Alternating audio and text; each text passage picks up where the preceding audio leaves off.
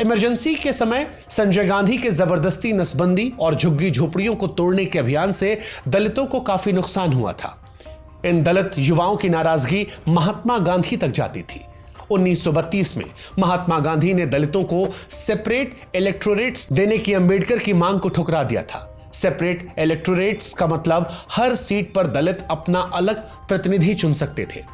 मायावती जैसे दलित युवा गांधी के इस फैसले को एक बड़े पाप के तौर पर देखते थे और मायावती ने अपनी ऑटोबायोग्राफी में महात्मा गांधी के बारे में इसी के चलते काफी कड़वी बातें लिखी हैं।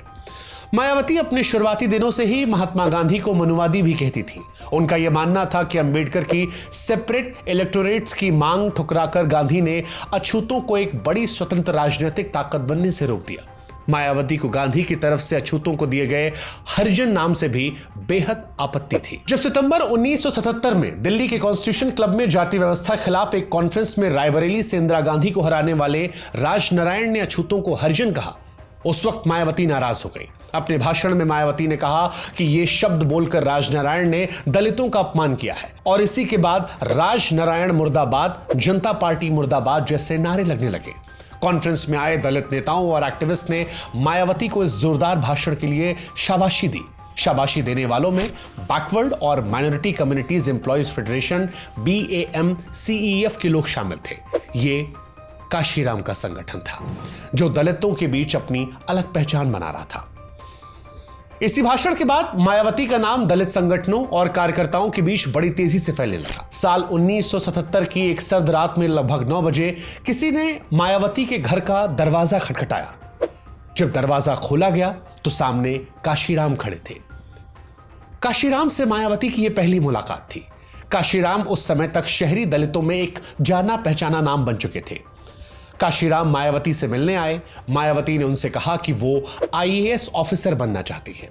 इस पर काशीराम बोले कि वो एक बहुत बड़ी गलती कर रही है।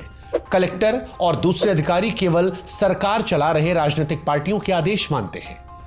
काशीराम कहते हैं कि हालिया सालों में दलित समुदाय से कई कलेक्टर और कई बड़े अधिकारी बने, लेकिन उन्हें सही दिशा दिखाने वाले राजनेता नहीं बने। काशीराम मायावती से कहते हैं कि मैं आपको इतनी बड़ी नेता बना दूंगा कि कई कलेक्टर फाइल लेकर आपके आदेश का इंतजार करेंगे और इस तरह आप सही मायनों में दलितों की सेवा कर पाएंगे। मायावती और काशीराम के बीच लगभग 1 घंटे तक बातचीत होती है। इस 1 घंटे ने मायावती की जिंदगी की दशा और दिशा बदल दी थी। यह उनकी जिंदगी और उनके करियर में एक निर्णायक पल साबित होता है। मायावती ने काशीराम को अपना राजनीतिक गुरु बना लिया। काशीराम कुछ समय से एक ऐसा दलित नेता ढूंढ रहे थे जो उत्तर प्रदेश का रहने वाला हो और चमार जाति से आता हो, ताकि वो राज्य में उनके दलित आंदोलन को आगे ले जाने के लिए तैयार हो। उन्हें पूरा भरोसा था कि उत्तर प्रदेश उनकी सफलता की चाबी है, क्योंकि यहां दलितों और पिछड़ों को बहुत सारे अत्याचारों का सामना करना पड़ता था। उनका यह मानना था कि अगर उत्तर प्रदेश को जीत लिया गया तो पूरा देश जीतने के लिए रास्ता खुल जाएगा। लेकिन वे खुद उत्तर प्रदेश में दलित आंदोलन के लिए सबसे अच्छा चेहरा नहीं थे, क्योंकि काशीराम खुद पंजाब से आते थे और उत्तर प्रदेश में उन्हें हमेशा बाहरी नेता के तौर पर देखा जाता। लेकिन मायावती उनकी इस स्कीम पर बिल्कुल फिट बैठी। वे उत्तर प्रदेश की मूल निवासी थीं, चमार जाति से आती थीं और दलितों के मुद्दे और जातिवाद को लेकर जागरूक थी। काशीराम से इस मुलाकात के बाद मायावती ने धीरे धीरे IAS बनने के अपने सपने को पीछे छोड़कर काशीराम के बताए रास्ते पर चलना शुरू कर दिया। हालांकि उस दौर में उनके पिता को यह बिल्कुल पसंद नहीं आया।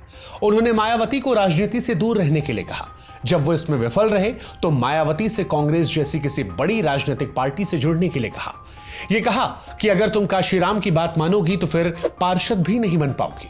मायावती, उनके पिता और काशीराम के बीच ये रस्साकसी कई सालों तक चलती रही। एक दिन पिता प्रभुदास ने मायावती को राजनीतिक छोड़कर एक बार फिर से IAS की तैयारी करने का अल्टीमेटम दिया। मायावती के पिता ने कहा कि या तो मायावती काशीराम से मिलना जुलना छोड़कर अफसर बनने की तैयारी शुरू कर दे या फिर उनका घर छोड़ दे। बस फिर क्या था, मायावती ने सरकारी टीचर की नौकरी करते समय बचाए गए अपने पैसे और कपड़े लिए और घर को छोड़ दिया। जिस समय मायावती ने घर छोड़ा, काशीराम उस वक्त शहर से बाहर थे। मायावती उनसे कांटेक्ट नहीं कर पाई और सीधे करोल बाग में BAMCEF के ऑफिस पहुंच गई। जब काशीराम वापस आए तो मायावती ने बताया कि वो घर छोड़ आई हैं और अपनी जिंदगी को दलित आंदोलन को समर्पित करना चाहती हैं। काशीराम ने मायावती को रहने के लिए BAMCF ऑफिस के पास अपना कमरा दे दिया, जिसमें वो खुद किराए में रहते थे। दरअसल काशीराम अक्सर दिल्ली से बाहर रहते थे। यहां पर भी मायावती ने हिम्मत दिखाई। उस वक्त किसी अविवाहित लड़की का किसी मिडिल एज आदमी के घर में रहना अपने आप को सामाजिक अटकलों में शामिल करना था। लेकिन फिर भी मायावती यहां रहने लगी और अपने साथ अपने भाई सिद्धार्थ को भी यहीं रख लिया।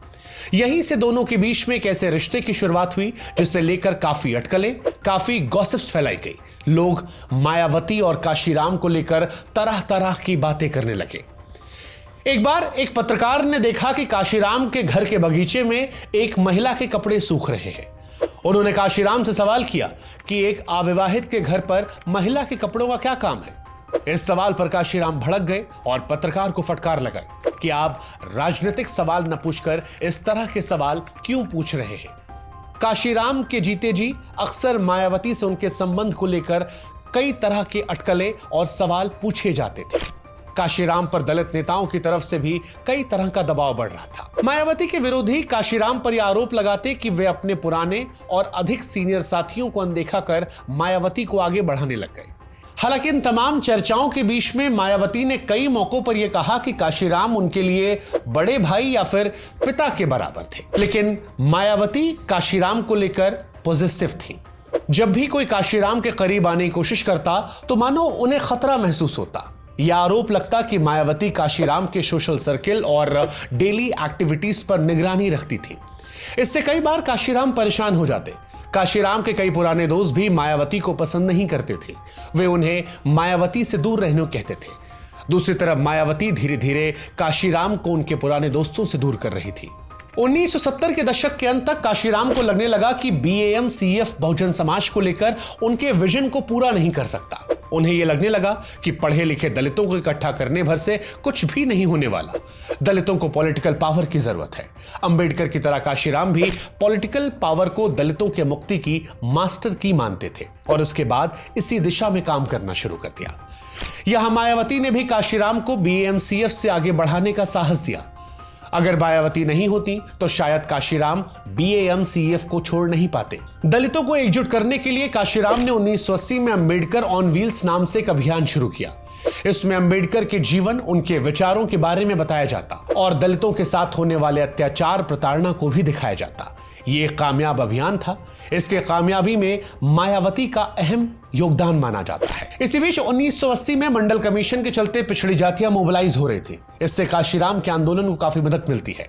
1981 के आखिर में काशीराम ने दलित शोषित समाज संघर्ष समिति बनाई। इसे DS4 के नाम से जाना गया। इसका नारा था, ठाकुर ब्राह्मण बनिया छोड़, बाकी सब हैं DS4।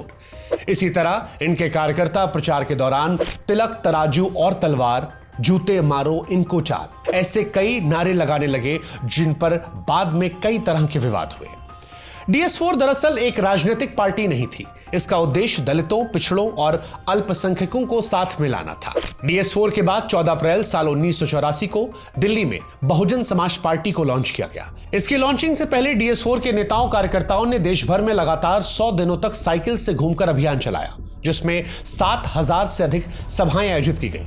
लेकिन पार्टी की लॉन्चिंग को ज्यादा सुर्खियां नहीं मिली, क्योंकि उस वक्त देश में operation blue star, Bhopal gas त्रासदी, इंदिरा गांधी की हत्या और सिख विरोधी दंगे जैसे कई प्रमुख घटनाएं हो रही थी। इसी साल हुए लोकसभा चुनाव में काशीराम और मायावती ने अपना पहला चुनाव लड़ा। मायावती पश्चिमी उत्तर प्रदेश की कैराना सीट से मैदान में उतरती है। तब तक BSP को चुनाव आयोग से मान्यता नहीं मिली थी, इसलिए दोनों नेता निर्दलीय उम्मीदवार के तौर पर लड़ते हैं। लेकिन इस चुनाव में मायावती और काशीराम दोनों ही चुनाव हार जाते हैं। अगले साल उत्तर प्रदेश के रिजर्व बिजनौर सीट पर लोकसभा उपचुनाव में मायावती एक बार फिर चुनाव में उतरती हैं। यहां पर उनका मुकाबला जगजीवन राम की बेटी मीरा कुमार और उभरते दलित नेता रामविलास पासवान के साथ था। मीरा कुमार ये चुनाव जीत गई। मायावती यहां तीसरे स्थान पर रहे। लेकिन इस बार कांग्रेस के साथ रहे दलितों ने मायावती को वोट दिया था। मई 1987 में मायावती ने तीसरी बार अपनी सियासी किस्मत को आजमाया और हरिद्वार की रिजर्व लोकसभा सीट से उपचुनाव लड़ी। अब तक BSP को चुनाव आयोग से मान्यता मिल चुकी थी और मायावती के पार्टी के सिंबल हाथी पर चुनाव लड़ा गया। लेकिन इस बार भी मायावती को हार का सामना करना पड़ा। हालांकि उनको मिलने वाले वोटों की संख्या 1,30,000 को पार कर गई थी।